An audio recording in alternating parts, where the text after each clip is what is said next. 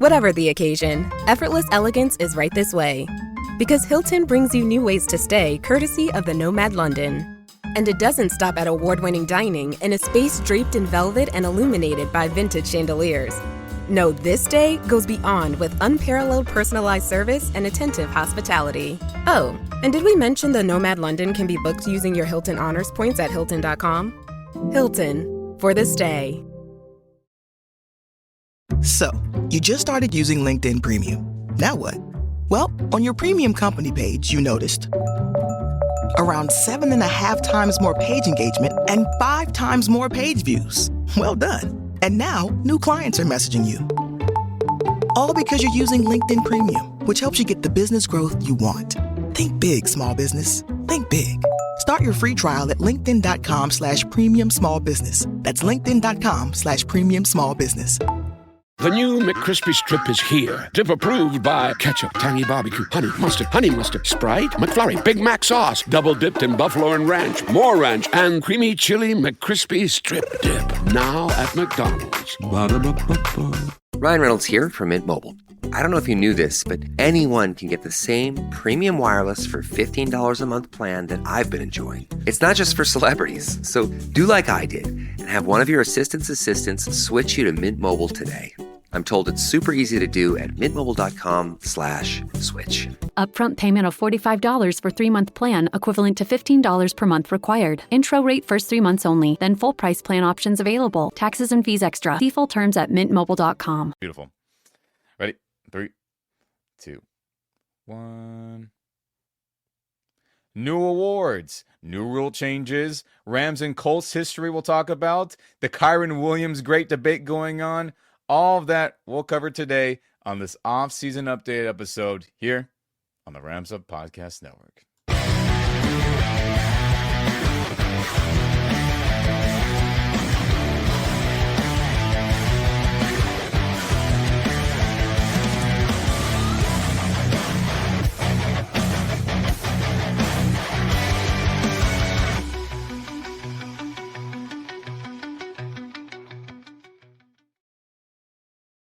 What's going on, everyone? Welcome back to the Rams Up Podcast Network. I'm Ian. That's Mark. If you're on YouTube here, like this video, share this video, subscribe to the channel. All that helps the algorithm with other Rams and football fans being able to see our content on YouTube. And if you're on the audio-only, podcast-only side of things, share this podcast with all your fellow Rams and football fans. Any of those options, we very much appreciate it.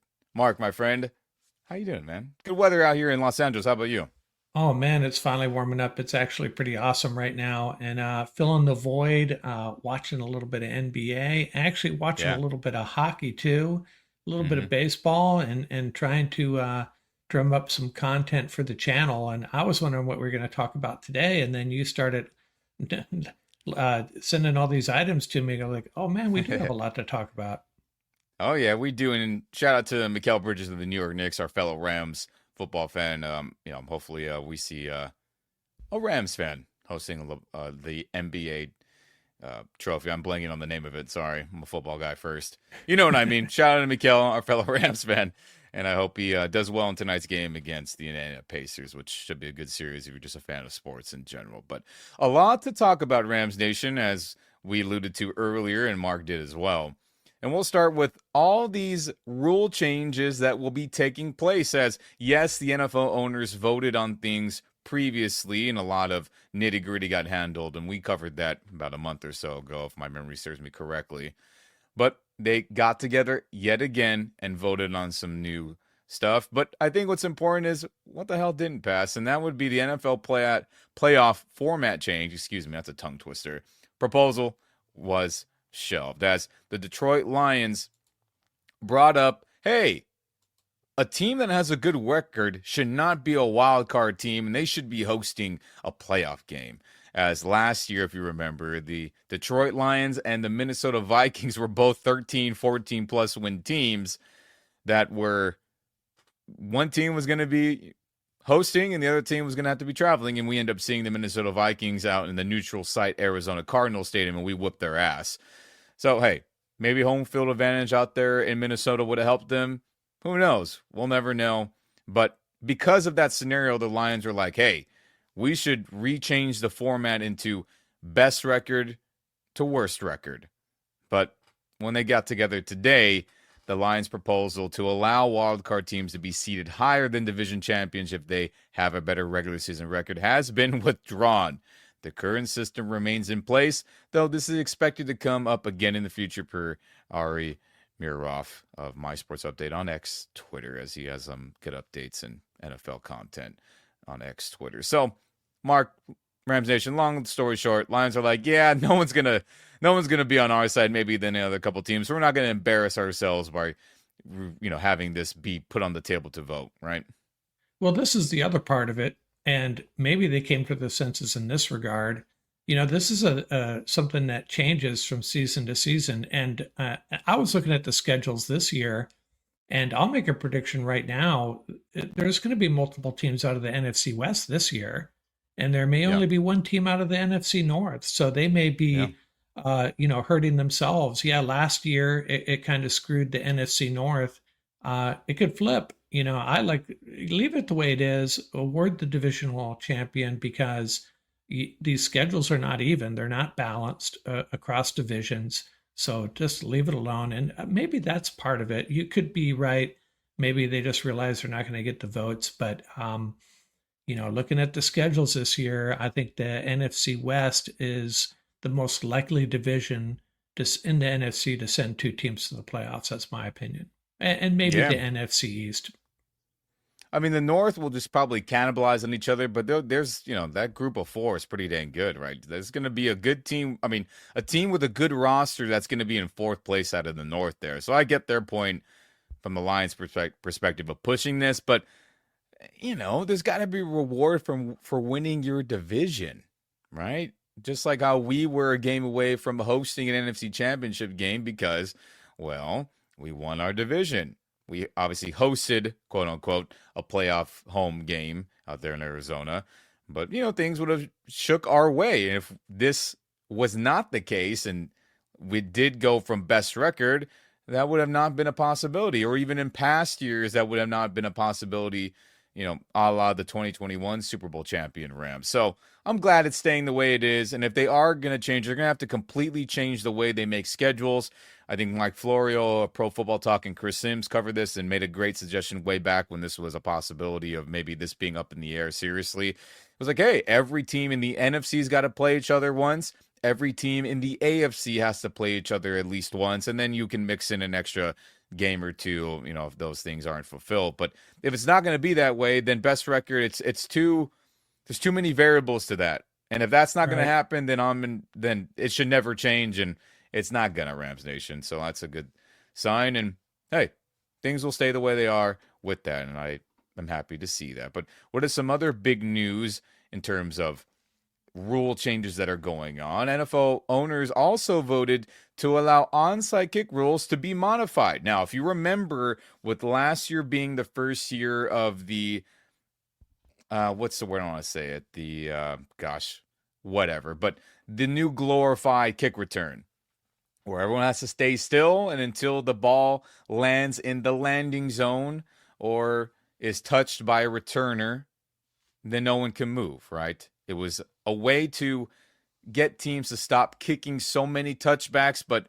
that didn't stop the Rams. That didn't stop a lot of teams, as earlier this offseason, they created a rule to say, hey, we're going to allow teams to be penalized for kicking touchbacks, where we're going to move it up even more 5 yards, which will now be the 35-yard line. And they said, hey, what about the onside kick? And they say, no, we'll revisit it today. And today happened, and now they're making rule changes to the onside kick, which will now allow teams to kick at any time, not just the fourth quarter like it was last season, where you had to be trailing. It can only be the fourth quarter, which I thought was a terrible rule change last season. But now this season, you can do it at any time. And I think the extra bonus is that, if you remember, onside kicks have to be kicked at least 10 yards into the receiving team's field of play, right? But the kicking unit itself, outside of the kicker, is going to be scooted up one more yard. So they're only going to be 9 yards away from getting into the proper field of play to make a tackle or to recover the ball, obviously. And I think that's pretty big, as success rates with onside kicks have been pretty bad and pretty low throughout NFL history. And obviously last year they were just 6%, which is pretty crazy, as Ari Miroff says again here on X Twitter. But I think this is going to help not only just the gamesmanship, right? Because, Mark, that was so lame. Only fourth quarter you can onside kick, right? That was so stupid. But also, again, moving up the kicking unit, the tacklers, the recovery guys trying to get that onside kick, moving it up 1 yard from 10 yards away to now 9 yards, I think we'll see some stuff happen. So the Rams better get their special teams in order, as that's been an issue over the years with Sean McVay when, Bones Fossil left. So I like this. I'm glad that they changed it back, and I'm glad they added this little bonus of scooting up the recovery team on kickoff. Yeah, so if it doesn't work, they're gonna move it up to 8 yards next year. Maybe they'll just keep on creeping it until I wouldn't doubt it. I wouldn't doubt it, man. But at least, again, I think the biggest thing, Mark, your thoughts on the fourth quarter restriction, or I guess the restriction quarters 1, 2, and 3 are no longer there like it was last season. I thought that was so lame. I'm glad they took that off. Onside kick whenever you want. Dang it. Yeah, I don't expect teams are going to be onside kicking earlier than the fourth quarter anyways. But I think the main thing I'm concerned about is the Rams get their house squared away, and they really did last year. Their special teams unit, 2 years ago, generationally bad. Last year, pretty darn good. And just the improvement is really impressive. And if they keep on that track, they got their three main guys coming back, their long snapper, their punter, and their kicker. And they signed Britton Covey, Xavier Smith, Jordan Whittington, all capable returners, guys that can return the ball. And I think they're in a good place with their special teams. I hate onside kicks. They're just too stressful for me. I hate to see teams, as a last gasp effort, keep their chances alive when they've maybe been hammered the whole game long, score a late touchdown, onside kick, and turn the tables on a team, potentially our team. But hey, that's the game of football. It makes sense to tweak it a little more so that onside kicks at least have a chance, though. Yeah, but to your point, will they scoot it up another yard next season? Well, if it's still 6% like it was this past year, which is really, really low in terms of NFL history, I forgot the exact numbers, but it's near the bottom, historically bad in terms of onside kick recovery percentage. If it ends up being that low again, which I don't think will be the case, then I don't think they'll keep scooting them up. But you never know. Everything's about offense and recovering the football and how can we get more points scored and all. That's, to be honest, that's the moneymaker for the NFL, and they acknowledge that. So we'll see. But I'm happy that this changed. Yeah, I wouldn't be surprised, and maybe it was last year. There weren't enough attempts. If the new tactic is going to be 9 yards away from the opposing player, just kick laser beams right at their chest. Yeah. Might see a lot of that. Yeah, we'll see. Well, we got teams that really like the special teams trickery. We used to be one of them when we had Coach Fossil, but you can think on your on the I don't know if you remember the Rich Brooks days. They were always those go too. Their early years in St. Louis. That's all they had. I was gonna say the trademark of the disaster St. Louis era. Let's call it what it is, Rams Nation. So, hey. We'll see if McVay can get our special teams unit to do some cool stuff and hopefully not blow a lot of games like they had, a couple of years ago where it was bad. But that's pretty cool. Shout out to the NFL owners for getting that squared away and getting that in a better space. So we shall see. Maybe the Rams will onside kick and recover one. We'll find out. But just don't give up kick returns, please. That's all I ask. But next, what did the NFL owners vote on to create? I think this is pretty dang cool, Mark, Rams Nation. They voted to create a Protector of the Year award, and that would be an award given to the best offensive lineman of the sport, and this would be awarded at the NFL honors ceremony. That is it, at the end of the season in the playoff time, where the MVP is awarded, Player of the Years, Offense Defense, Rookie of the Years, Coach of the Year, Walter Payton Man of the Year, and now we get Protector of the Year. And this is something that was near and dear to a lot of offensive linemen for tons and tons of years. You would see linemen say, man, I wish there was an O-line award or just a trench guy award.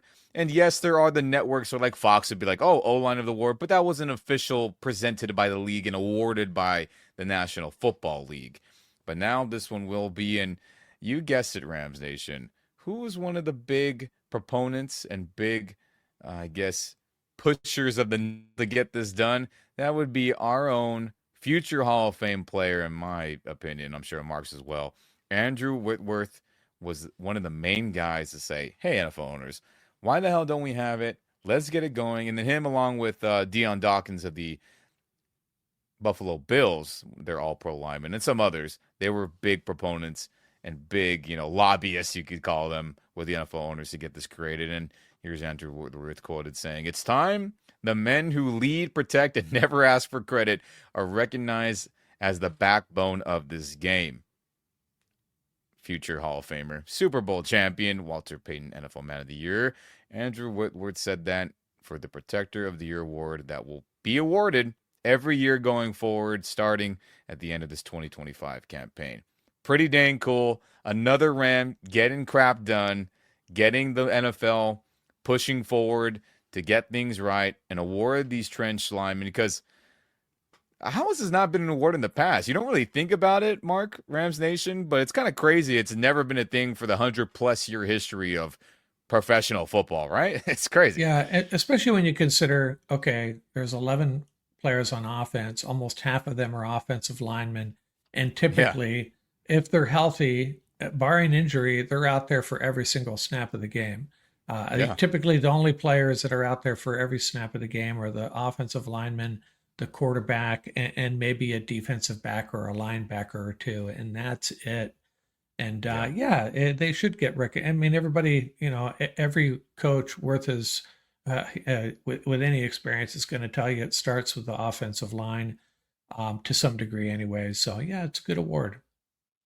Yeah, good award. And just to give you perspective, Rams Nation, could you imagine another few games where Rob Havenstein didn't play this last season, or Lark Jackson was suspended for more than a couple games, or Steve Avila had to miss the entire season with his knee injury, Kevin Dotson had to miss games, Bo Limmer wasn't any good, right, or whatever. All these different scenarios. It's important to remember how seriously vital the offensive line is. Right? Can't run block, you're screwed in the run game. Can't pass block, a Hall of Fame quarterback like Matthew Stafford has no time to be electric throwing the football. I mean, it's a group that never gets credit and only gets talked about when things go terrible. But obviously, there are O-lines that get recognized now. The Eagles have gotten a lot of hype, deservedly so, and others. But shout out to Whitworth. Shout out to all the O-linemen out there. I love seeing you guys maul people on film, and I hope to see a future Ram. Maybe a Kevin Dotson, maybe a Rob Havenstein, maybe a Steve Avila one day, maybe an Lark Jackson one day win this Protector of the Year award, or any future Ram we draft. I hope to see that, and pretty dang cool. Shout out to the owners. Shout out to Whitworth and co. Getting this push through, Mark. Yeah, it's pretty awesome. Pretty awesome. I agree. But I think what is another important voting that happened, and that would be, Rams Nation, that NFL owners are now allowing NFL players to participate in flag football in any Olympic game going forward. Obviously, with LA hosting it in 2028, that is the first time flag football will be allowed to win a gold medal in, which is pretty dang cool. And I think there's only 6 nations participating, if my memory serves me correctly, in this flag football inaugural season for the Olympics. And regardless of how many teams or nations, and I'm sure it'll grow over time, there's no doubt about it, the NFL, Mark, in my opinion, got this approved solely because they say, hey, we can market all our star players that are going to play, and this will just grow the NFL brand throughout the world because there are going to be so many people tuning in. If that was not the case and money wasn't the main objective, you can bet your bottom dollar that NFL owners wouldn't approve it because of the injury risk, right? Let's say Puka Nacua is still an all-pro level player in 28. Do you think Stan Kroenke and the Rams would really want Puka running around with that as a possibility, saying, hey, maybe he tweaks his ankle and he has to miss a quarter or half the season. Maybe he blows out his knee running around on that crappy grass in a different nation and yada, yada. And I guess I know it's in LA, but you get my hypothetical here. If that was solely the reason, then definitely wouldn't have been passed. But because money is the main driver in any business, and the NFL is no different, I know they're thinking, okay, we can market a Puka. We can market whatever great young quarterback still playing around that time. And we can get more worldwide audience tuning into these players, which will then turn into more cash when we have more international games in the future, which will spike up viewership on our networks because more people from around the world are watching it. I think that's why they pass it. It wasn't because, oh, we love the players, we want them to participate. No, we want them to participate because we got to make more money. Let's just be honest. Yeah, what I don't understand is how do they select a team? How do they select the flag football team that's going to participate? I assume there's going to be tryouts, and NFL players are going to have to attend those tryouts, and who's going to coach the team. And, I think I understand why they might want to do this. I'd rather they didn't. I'd rather the NFL players stuck to their NFL teams. But if they do participate, I guess it'd be kind of cool to see Tutu Atwell out there playing flag football, I suppose. But I kind of feel bad for it because there are athletes that dedicate themselves to flag football. And I don't know a lot about it. I'll have to learn a little bit more about it. And, step aside and let them have their moment is what my initial thought. But I don't feel strongly about it. To me, it's kind of odd that NFL players would really be risking injury, giving up time to play flag football in the Olympics. So we'll see what happens. I imagine there will be a few. I know Tyreek Hill would probably, he'd be a key player to have on your side, I guess. But yeah, we'll see what happens. I mean, we'll see. If the thing is, all these guys we have in mind today, they're probably gonna be retired in another, 3-ish years, right? 4 years. So we'll see. Hopefully, Puka is playing well and is not retired, right? Like he says, he can retire young and all that. And if he does participate, which I feel like he would be someone that would really want to, just his personality and who he is, which is cool and great. If he does, hopefully, hey, stay healthy, all you guys out there. And we're away from this being a reality, of course, Rams Nation. But we'll see, right? 5-on-5 football, no run plays, a lot of trickery. You guys probably have all seen some crazy flag football plays from the adult leagues in your local area, maybe. Maybe you've seen some clips from the NFL's flag football, tournaments that they host. And even the guys who are famous, and that one quarterback guy is like, oh, I'm a better quarterback for flag than Patrick Mahomes, and he might be right with that, right? It's just a different flow of playing, right? It's non-contact. It's a lot more trickery and a lot more laterals, very rugby-esque, a lot more unique play designs and coverages for it being 5-on-5. So I'll watch. It'll be fun. We hope some Rams will be participating in that, but I won't be mad about it if they aren't, because, hey, man, there's always a risk of injury, and we would rather them be ready to go for our Super Bowl hopes than, for a gold medal, in my opinion, selfishly. But that's just my opinion. But hey, we'll see what happens. But pretty cool. Hey, they have that option, right, Mark? Yeah, we'll see what happens. I would be the first one watching. I'd definitely be watching if there are Rams participating, but I'd still rather they didn't. Yep, I agree with that for sure as well. So, Rams Nation, what is the last big thing that the owners, had a serious vote on? And that would be, is the tush push going to stay or is it going to go? And, well, we got our answer after another vote today. They voted on it early in the year. It did not pass to ban it, but a lot of other owners, other head coaches, the competition committee, tons of guys, that includes Sean McVay and our ownership, we're like, nope, we're going to try to get this play removed for a multitude of reasons. But today was the final time to try to get it removed for the 2025 season and beyond. And 10 teams voted against that original Packers proposal to ban the tush push, which was not enough to get it to be banned, as the NFL did not receive the required 75% support from the owners to pass to say, hey, that tush push can no longer happen, which I'm pretty shocked about, Mark. I definitely thought with them being close last time earlier this year and with them saying, no, we're going to vote on it a second time, I definitely thought the second time it was going to get banned and this proposal by the Packers would work. But man, oh man, tush push is here to stay, and I'm sure they'll vote it again next year, and then maybe then it gets banned. But the defending Super Bowl champions get this big help for their, repeat campaign, Mark. As Rams were one of the few teams this last season, as they had some good stops in the playoffs against it. Now, on this specific play, shout out to Warren Sharp here on X saying, this is art, with a screenshot of an overhead camera angle of all the Rams defense, the defenders lining up against the Eagles offense there on the goal line, which on this play, they did score in it, but Lane Johnson false started, if my memory serves him correctly, and we did stop him previously running this play and this, beautiful classic snow game. But, well, we're going to have to defend it again, and that's why you sign Puna for. That's why you draft other linebackers that hope that can improve that, right? Another year with Braden and Kobe and others to say, hey, we're not going to be a team that's going to get dominated by it, but dang it, Mark. They're so good at that play. Yeah, and it's we're gonna have to see if some other teams start adapting it and using it effectively. Yeah. I don't know if it's something the Rams are going to be.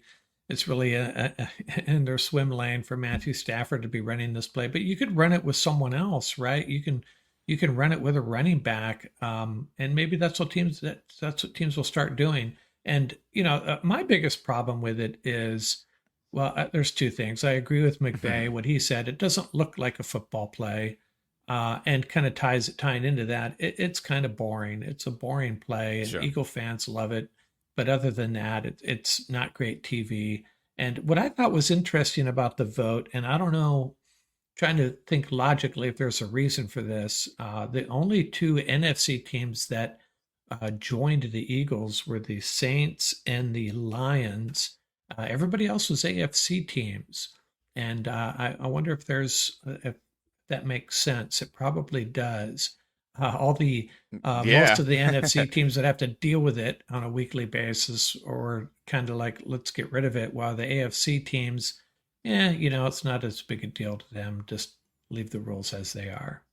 Yeah, and keep this in mind, though, Rams Nation. There were two teams or two owners away from this getting banned, so they're pretty close. The majority of the league, 70% or whatever, 72 out of the 75 that was needed, was in agreement to ban it. Now, like we talked about when we first covered it about a month and some change ago, whenever that was, the argument for health and safety is a bunch of crap. I with that argument by Sean McDermott's Bills and other teams and LaFleur and all them with the Packers, that's a bunch of crap. That's just an excuse. Now, Sean McVay's point of it being not looking like a football play, I talked about it last time. I think that's a lame excuse as well, truthfully. Now, what makes sense to me, and that shout out to Mark Schlereth, former, Hall of Fame-esque offensive lineman for the Denver Broncos, he brought up a while back, and I agree with this, is that there is a rule in place where defenders are not allowed to shove on each other to create momentum and create force to stop an offensive player or a ball carrier. Now, that is not the case on offense, as this tush-push play unfolding over the years, and now up for mega debate, was where Jalen Hurts can get shoved by any other offensive player to gain momentum and gain positive yardage to advance the football. Now, if you want to argue that if defenders can't do it, why can't offensive players? Totally agree with that. And for that sole reason is why I was in the majority of get rid of the tush-push play. Now, how do you solve this? You either say, hey, defenders, you can push on each other to create force and momentum to stop a ball carrier or to stop offensive players. Then let's go. I don't give a damn. As long as things are on equal footing, the tush-push thing doesn't bother me. As long as the things are on equal footing, but it's not. That is my stance on why I was in agreement with banning the play. Not for health and safety. That's a load of crap. I think Jason Kelsey came in to talk to the owners today or this last week and give them an education of how, hey, no Eagle players have gotten hurt. I haven't been hurt. No one's been seriously injured. So that argument's a bunch of BS, which I agree with. It not looking like a football play, to McVay and other coaches and owners' points, I think it's a lame too. But again, if defenders can't shove on each other and push each other to stop offensive players, why should the offense be allowed to do that? That is my thing. And I hope that in the future that rule is changed. Either defensive players are allowed to do it or no player is allowed to do it, and then the offensive players will get penalized, which would in turn ban the tush-push play. But that's not going to stop the Eagles from running a hell of a quarterback sneak, but it'll help Jalen not get that extra push, shove momentum and force by his teammates to be able to get that ball advanced maybe an extra 2 or 3 yards when he was maybe only going to get 2 or 3 at the max. So that's my long explanation, Rams Nation, if you didn't hear that from the last time we covered it. But health and safety, lame excuse. Doesn't look like football, lame excuse. Defenders can't shove on each other like offensive players. I think that's whack. But whatever, we're going to have to deal with it another year as we play the Eagles in week 3, right? In an early game out there in Philadelphia. And then an eventual and likely playoff, face-off again if things go well for us and them. We're going to have to stop it then again. And so be it. That's why you get Puna forward, and that's why you hope all these other D linemen, interior defensive guys step up, and these rookies that we drafted can make a difference, a la Chris Paul Jr. and others. Yeah, and I think defenses will start to figure it out a little bit, and it won't be as successful as years past. Yeah, I hope so. That's kind of how things work in the NFL, right? Yeah, everything's cyclical. Everything goes through waves and cycles, but this is a cycle we're going to have to endure for at least another year. We'll see what happens. But damn it, allow defenders to get momentum off each other too, like offense. That's all I'm asking. My cat Freddie loves to be brushed and cuddled. But stirring up his cat allergens meant sneezing and itchy eyes. Then I found Purina One Live Clear. It's cat food that reduced the major allergen and my suffering in as little as 21 days. Now, we feel closer than ever. If you have issues with cat allergens, you really need to try Purina One Live Clear. Try new Purina One Live Clear today. Purina One, a difference from day one. Are your business expenses playing hide and seek? With Uber for Business, the small spends that slip through the cracks, like rides and meals, go right where you need them. Because it integrates with leading expense platforms, you can say goodbye to surprise costs, missing dollars, or chasing receipts. Everything's track downable. Uber for Business. Make small steps that make a big impact. Learn more at uber.com/small steps. Out here, there's no one way of doing things. No unwritten rules. And no shortage of adventure. Because out here, the only requirement is having fun. Bank of America invites kids 6 to 18 to golf with us. For a limited time, sign them up for a free 1-year membership, giving them access to discounted tee times at thousands of courses. Learn more at bankofamerica.com/golf with us. What would you like the power to do? Bank of America. Restrictions apply. See BofA.com/golf with us for complete details. Copyright 2025 Bank of America Corporation. What does every USAA member have in common? Family. We're one big family who supports the military community and their eligible families. And if you, your parent, or spouse served, you could join our family and save big on auto insurance. Visit USAA.com/join today to check your eligibility. Membership eligibility and product restrictions apply and are subject to change. USAA means United Services Automobile Association and its affiliates, San Antonio, Texas. Here at the Almond Joy Factory, where tropical vibes abound, we use soft, fresh-tasting coconut. The crunchiest almonds and delicious chocolate candy. Ah, but do you know what our most important ingredient is? Sometimes you feel like a nut. Sometimes you don't. Almond Joy's got nuts and something even way better than that. Yes, Almond Joy is made with almonds and joy.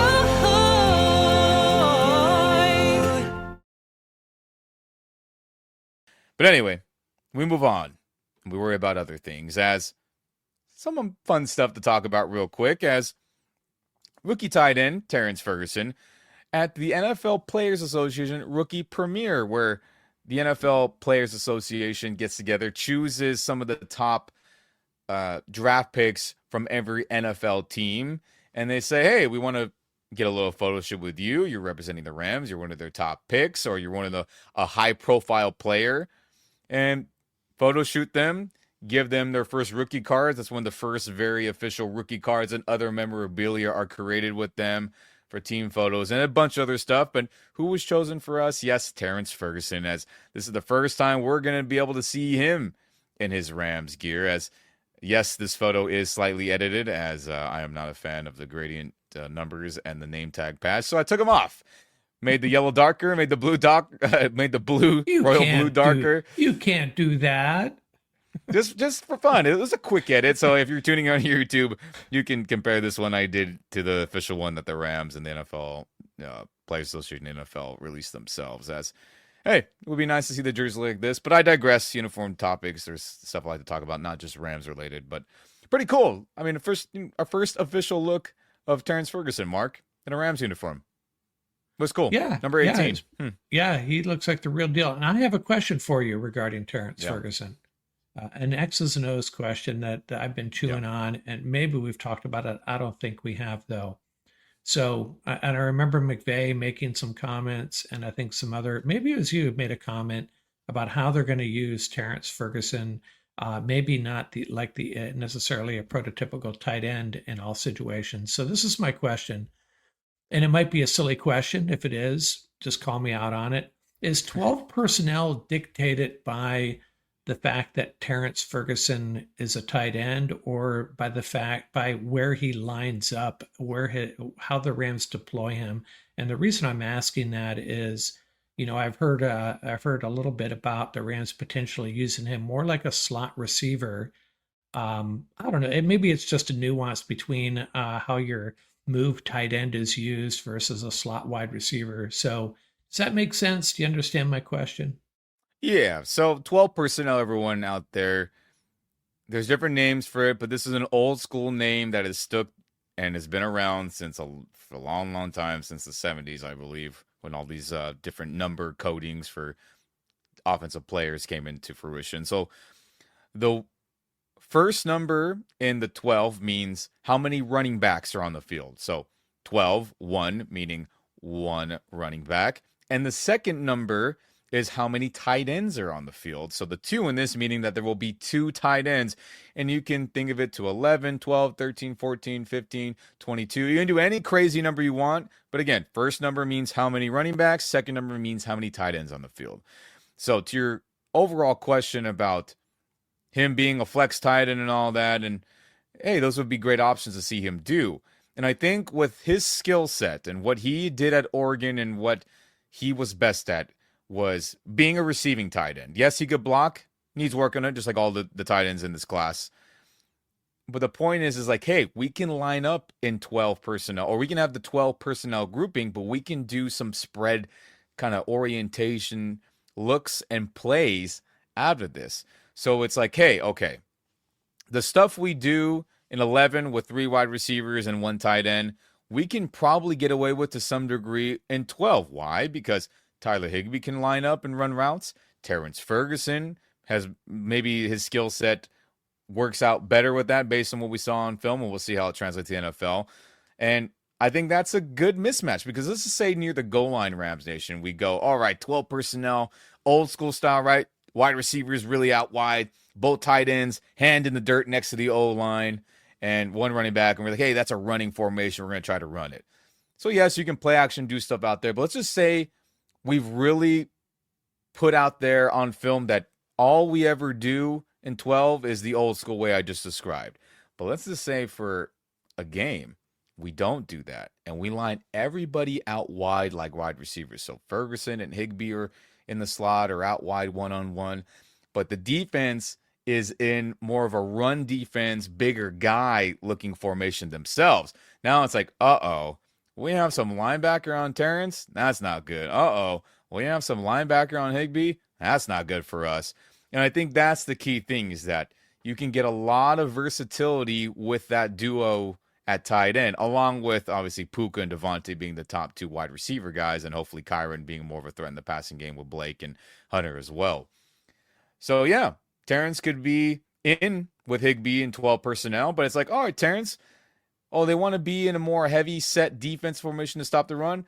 We're going to line you up one-on-one with a linebacker and exploit them that way. Or same thing with Higbee. And I think that's the overall flow that I hope to see, and I think that is their vision, along with, I think, Snead's remarks of they want Terrence to be the tight end 1 when Higbee's done very soon. I hope that answers it. It's very similar to what they did with when they had Cooper Kupp playing in the slot then, but with Terrence Ferguson, you come out of the huddle, teams are thinking 12 personnel is what I think you're saying, and the Rams just flex and audible or do whatever they want to do and deploy them however they want. And by the way, I don't know if you caught, Greg Olson was ranting and raving about Terrence. Thinks very highly of him, thinks he's going to be a very special tight end. I hope so, dang it. And I hope to see him in a classic royal blue and darker yellow uniform one day, like pictured here. But I do hope it works out. But we got to see. He's got to earn it, right? Colby Parkinson's going to be playing with fire under his ass because, they paid him and he's officially the 3rd tight end based on Snead and McVay's comments throughout this offseason. But, hey, he's got to earn it. Everybody's got to earn their stake, and I hope we see this new number 18 do well, and shout out to Roman Gabriel.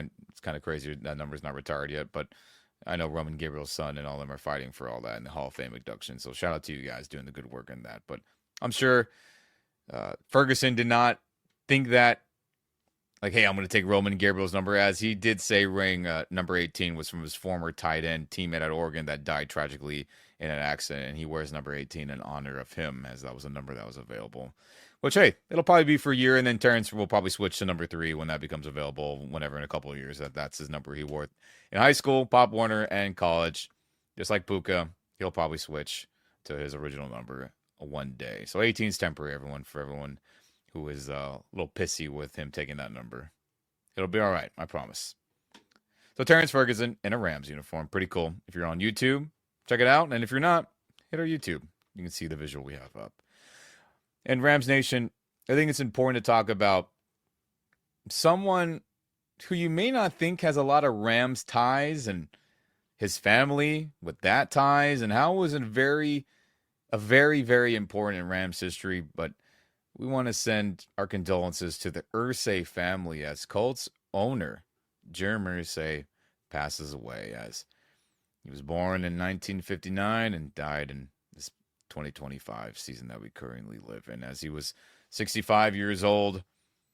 Apparently there was some health issues going on with him secretly that the family had, noted and talked about throughout the years. And whatever that battle was, Mr. Irsay, you fought well, and wherever you end up in the next plane of existence, I hope it's a fun time playing rock and roll, as I know that was his thing. And hey, good owner. And shout out to his pops, and we'll get to that shortly. But crazy, Mark. Yeah, way too young. 65. Yeah. Wow. Yeah, it's a shame for sure. So we bring this up, Rams Nation, to, yes, honor the dead, to honor the passing of Irsay, and to honor someone who was a big part of the NFL world and an owner, right?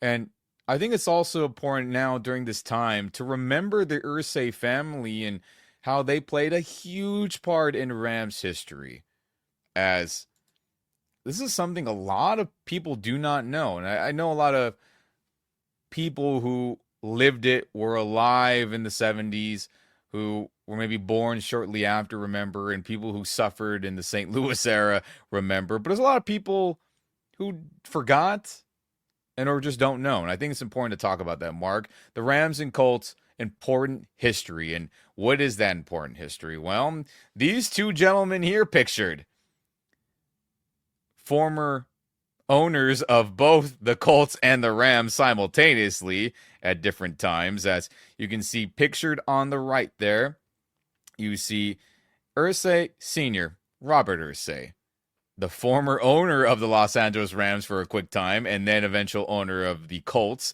And you see former Colts owner there on the left. You see Carol Rosebloom, who then became the owner of the Los Angeles Rams. And how did that unfold, everyone? Well, let's pull up a tweet from a while back, but it's a quick little recap, and we'll break it down a little bit more here.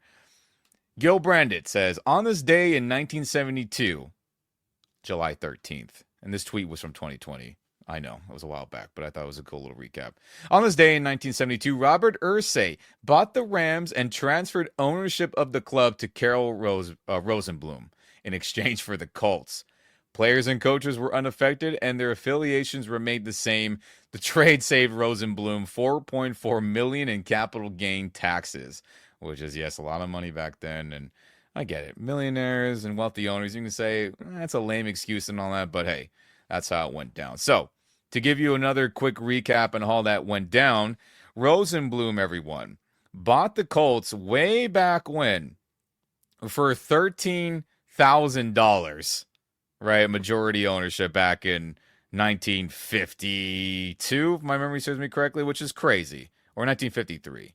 So, insanely cheap. And he kind of got forced into it, but he wanted to own a team, and eventually he loved it as, hey, they won multiple NFL championships. He hired Don Shula originally with the Colts, right? Grandfather of our Chris Shula now with the Rams calling defensive plays, and eventually Shula went to Miami not that long after. And then, was the owner of the Baltimore Colts, who eventually beat the Dallas Cowboys and won a Super Bowl back in 1970 or 1971 technically. So dude was a good owner. But with all the chaos at Memorial Stadium in Baltimore going on, and how the city wasn't helping, or was not going to fund anything, and they were just having a hard time finding a new spot for the Colts to play, all that going on, you have to remember that the Reeves estate, who owned the Rams at the time, was selling the team. And so Robert Irsay bought the Rams for $19 million at that time, which he outbid Tampa Bay Buccaneers owner or future owner Hugh Culverhouse. And in that, approached Rosenblum, who owned the Colts at the time, and said, hey, do you want to trade teams? And they both agreed, which a major part of that was Rosenblum knew he had to move the Colts out of Baltimore. He knew it was going to happen, and he knew it was going to cost a ton of money at that time, and other taxes on top of all the taxes that he did end up avoiding. And Irsay and the Irsay family had no problem doing that. So in that year in 1972, these two gentlemen pictured on your screen agreed to swap teams. Irsay said, all right, I don't want the Rams. I'll take the Colts. And Rosenblum says, perfect. I'll take the Rams. I don't have to worry about moving, and I don't have to worry about paying big taxes. So Rosenblum became the owner of the Rams in 1972, and then Irsay became owner of the Baltimore Colts, and then said, hey, we're packing everything up and going to Indianapolis in that famous, overnight shipment of goods and trucks loading up, right, Mark, to go to Indianapolis. Wow. Yeah, crazy. There's some crazy history with the Rams going back to that era. And now I don't remember this. I was around, but I don't really remember this. But, leading up to that, I mean, the Rams were, such a big thing in LA, the fearsome foursome. And then this happened. And then the whole George Allen debacle after that. And then Carol Rosenblum drowns and George takes over. Let's talk about it then. So, yeah, I mean, it's crazy Rams. You just picture this. If Rosenblum was fine with moving the team and he was like, screw it, we'll make it work. Or maybe the city of Baltimore agreed with him, or maybe, he had the extra dough and said, screw it, I'll pay all that to move the team and get it figured out. Then the Irsays would have owned the Rams. Think about that. I'm not saying that's a bad thing, but just how drastically different all of NFL history would be. You could argue that the Irsays would have never bailed from Los Angeles. And I think that's correct. I don't think they ever would have bailed to St. Louis.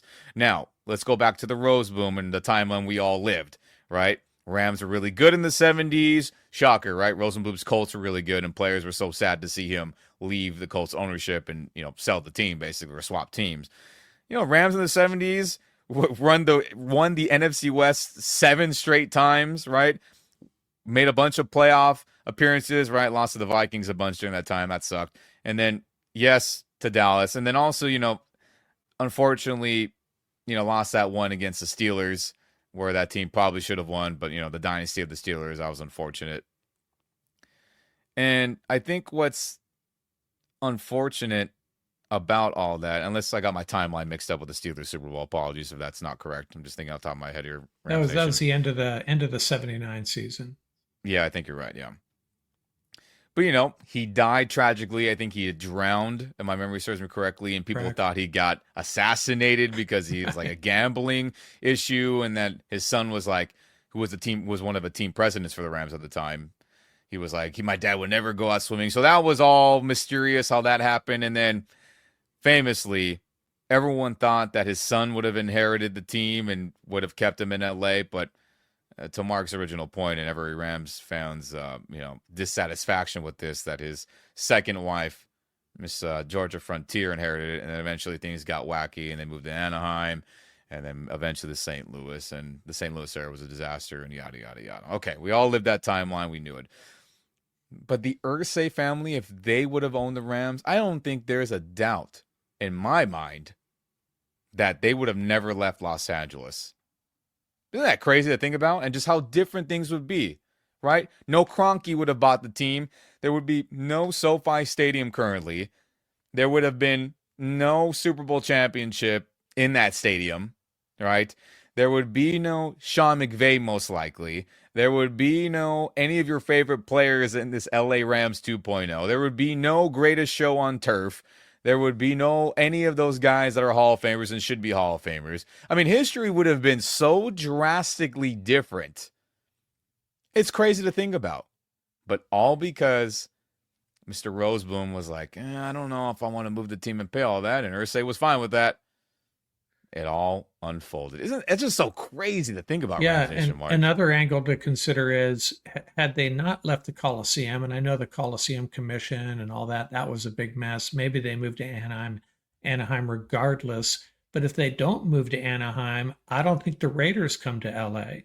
If they stay at the Coliseum, Raiders stay in Oakland probably. And that would have been, that really changed the history of football in Los Angeles. The Rams moving to Anaheim, opening the door for the Raiders.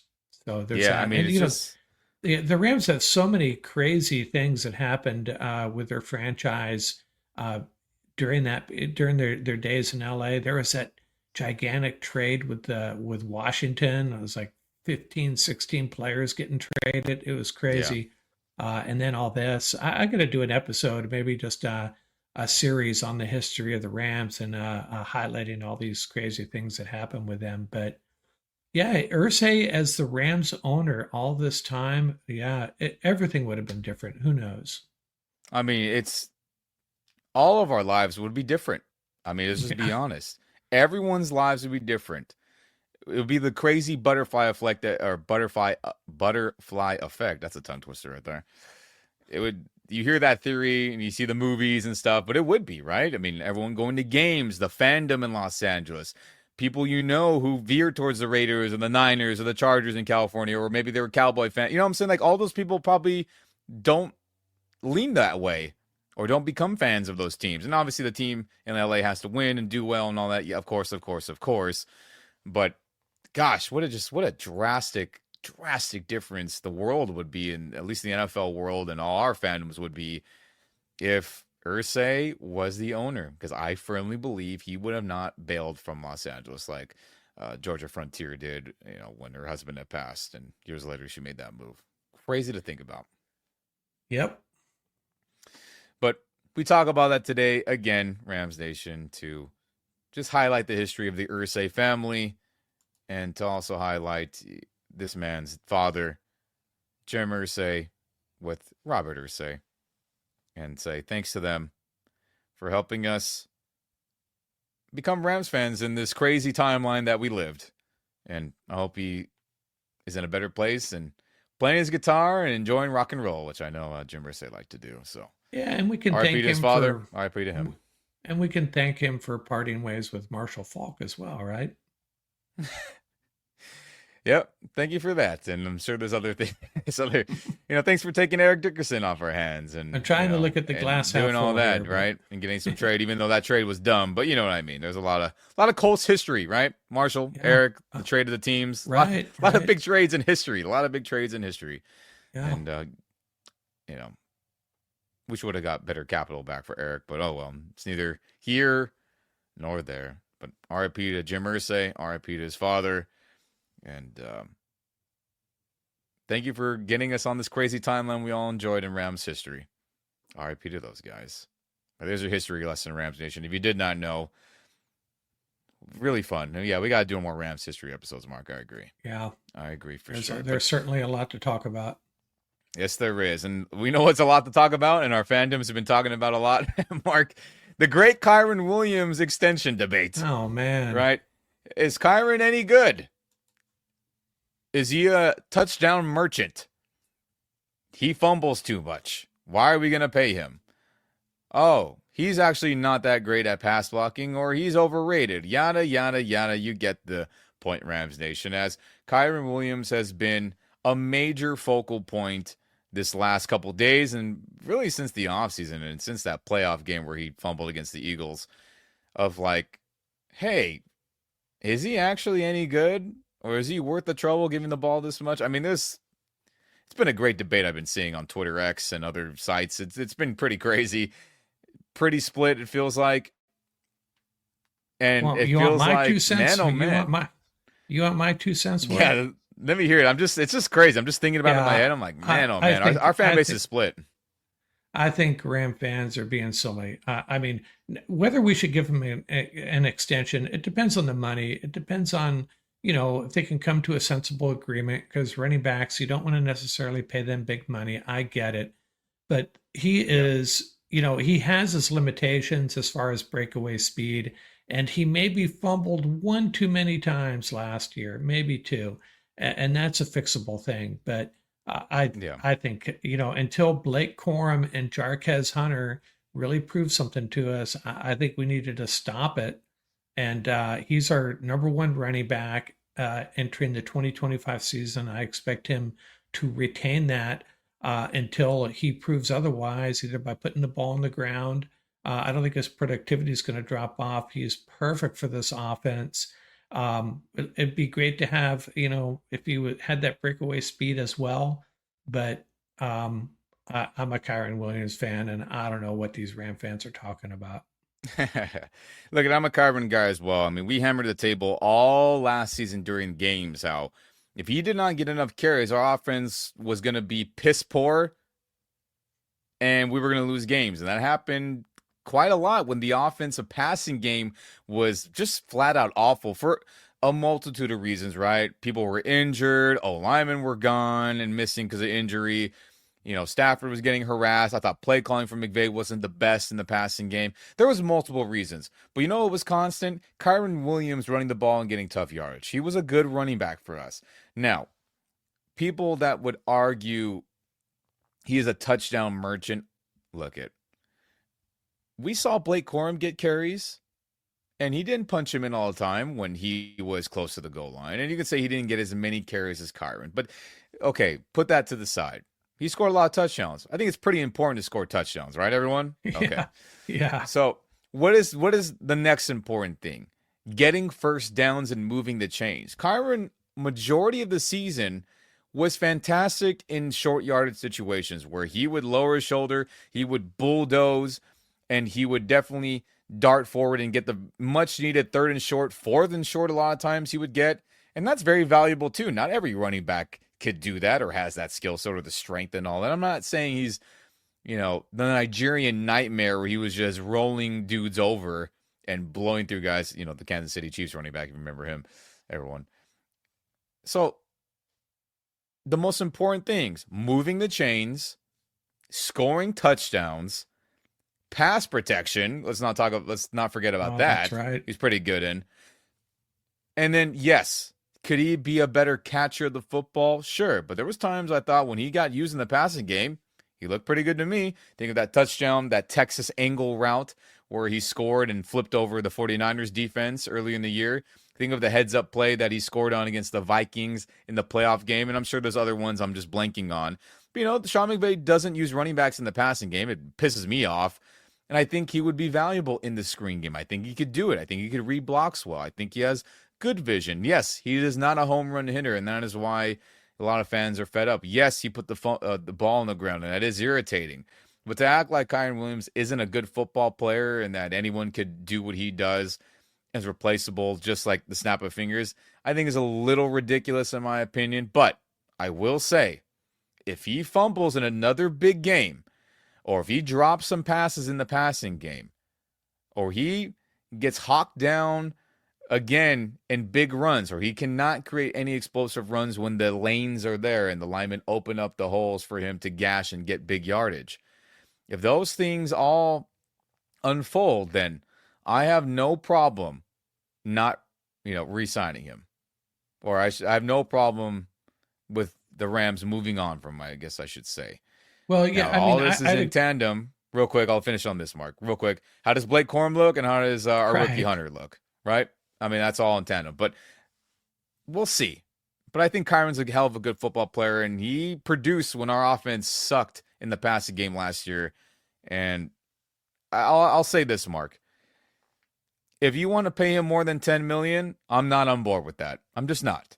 If you want to get him for 7 or 8, maybe 9 if he has a fantastic year, then I have no problem with that. But there's always a sweet spot. Like let's be real. Could he get paid $9 million like Ramondre Stevenson of the New England Patriots? I think that's fair. Now, if you say, "Oh, let's get him, David Montgomery numbers like 9 and above," then you can have that argument of saying don't pay him that. But I think $9 million and less, I think that's pretty fair. But again, got to see how he looks and got to see how Blake Corum in year 2 looks and then Jarquez Hunter looks if he gets any snaps and opportunities. So I know it's a long soliloquy on that, Mark. Apologies. But yeah, no, that's right. So the problem is, if he does check all the boxes this year, maybe a couple fumbles. We can live with that. And he continues to play the way we've seen him play. He punches the ball in the end zone. He moves the chains. He's not going to, I don't think he's going to prove that he has breakaway speed, maybe break 1 or 2 plays. If all that happens, we're not probably, knowing Sean McVay, we're not going to find out anything about Blake Corum or Jarquez Hunter, or very little about them. Yeah. So then you have the dilemma, do reward the guy, not knowing if maybe be able to draw some conclusions from practices and camp and all that. But if they're not going to give, and McVay has typically not been willing to give backup running backs a lot of playing time. So the only way we may find out about these guys is if Kyren blows chunks a little bit early in the year. So we'll see. Yeah, we've seen it in past years. I think you were the one that said it. Kyren Williams barely touched the ball his rookie year. Blake Corum barely touched the ball last year. So I don't know if we can expect to see much of Jarquez Hunter. Hopefully we'll see a little bit of Blake Corum and find out something about him, regardless of how well Kyren plays. Rotate his backs, keep them both a little fresh. So I just don't know if McVay has it in him to, use a 2-headed monster at the running back position. Yeah, and offensive players that have been used with high draft picks haven't really panned out to be the greatest in the McVay era. Let's just be honest. Rounds 1, 2, or 3. Let's be real. So we'll see what Terrence Ferguson looks like. But, Tutu Atwell. We'll see. Van Jefferson didn't work out. Gerald Everett was solid, but really wasn't getting, featured burn like he maybe should have in the passing game. Darrell Henderson had some good moments, but was hurt a lot. Cam Akers had some really good moments as well, but was hurt a lot. And then he had a fumbling issue, and sayonara to him. And let's be honest, Darrell Henderson had some fumbles and limited opportunities as well. So I say all that to say, is Blake Corum actually going to be any good? I hope so. But as of right now, we had to say probably not based on history. Is Jarquez Hunter going to be any good? I don't know. We'll have to see it happen. Right. But if those guys are any good, then more likely than not, Kyren Williams will not be back with the Rams after the season. But if he goes on a great run this season, has over 1,000 yards again, which I think will happen if he stays healthy and plays well.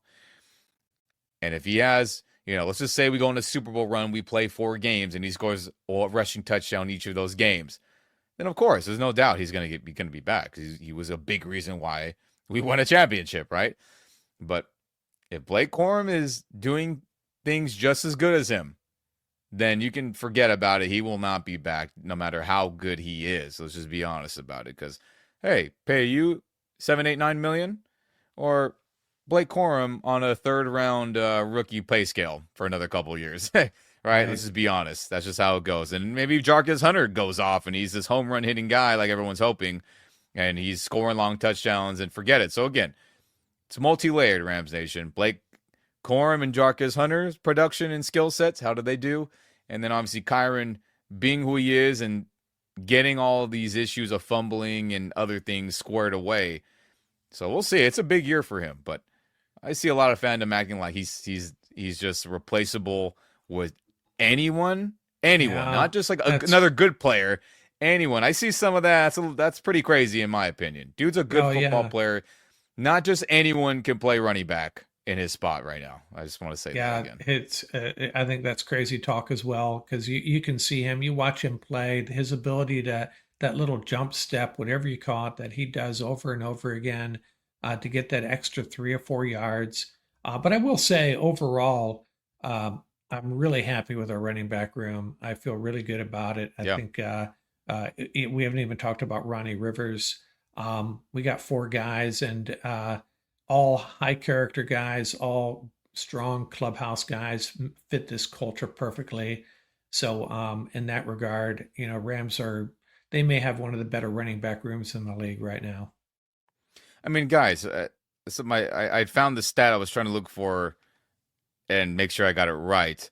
The Rams, the last 3 seasons, and so Kyren has been a Ram, they rank number 1 in first down conversions, touchdown short conversions, 3rd and 4th down conversions short. I mean, I probably didn't say that all right because it was worded a little bit weird. But anything short yardage, the Rams are ranked number 1 since Kyren Williams has been the running back and has been on this team. Isn't that pretty crazy? Like we talked about earlier. Anything in short yardage, he's been money. And that's a valuable skill set and player to have on your team. I don't think that's a coincidence, that being the thing. And again, Rams are number 1 the last 3 years in converting on 3rd and short, 4th and short, in goal situation, scoring touchdowns, or any getting a new, yardage gang situation, if that makes sense. So dude is valuable, man. Dude is valuable. And Ram fans that want to move on from Kyren Williams, also got to say is be careful what you wish for. You may find yourself missing Kyren Williams very soon. Yeah, I mean, again, find that stat. I think this is by, what am I, buddy here? By the 33rd team. I'm sure they have that on Twitter X. You can find that out. So there you have it, Rams Nation. The great Kyren Williams debate, and hopefully, we see him not fumbling and catching some touchdowns and running it in. So Jesus Louise, craziness. That's the offseason for your Rams Nation. Everyone's debating. Ram fans are fickle sometimes. I know, but hey, we shall see. Everything goes well. We win a Super Bowl. He runs well, and all is forgotten about today's topic and other topics I've seen people talk about. But man, Mark, what a great day of news that unfolded on us, man. Yeah. Again, yeah, lots of little things add up to a lot of little things add up to an hour episode. Yes, they do. And again, rest in peace to Jeremy Irsay, son of Robert Irsay, who sold or swapped teams from Rams to Colts. And hey, who knows what it would have been like if he owned the team. I'm still thinking about that. It would have been crazy timeline we lived on. But man, oh man, Rams Nation, if you're on YouTube, like this video, share this channel, share this video, subscribe to our channel if you're not already. That helps out the algorithm with other potential Rams and football fans to see our content on YouTube. And if you're only on the podcast side of things, audio only side of things, share this podcast with all your fellow Rams fans. We very much appreciate it. But Mark, anything before we get out of here? No, I'm good. And, we'll keep on pumping out some content, a lot of little things to talk about. Continue my cruise through Rams opponents this year, kind of checking in on all the teams. And I got some ideas, some other good content coming your way real soon, hopefully. Yep. And as the news drops, we will be here to cover it, Rams Nation. And man, oh man, I can't wait for football to start. We're so close, but still a little far away, it feels like, and that sucks. But never forget, baby, go Rams.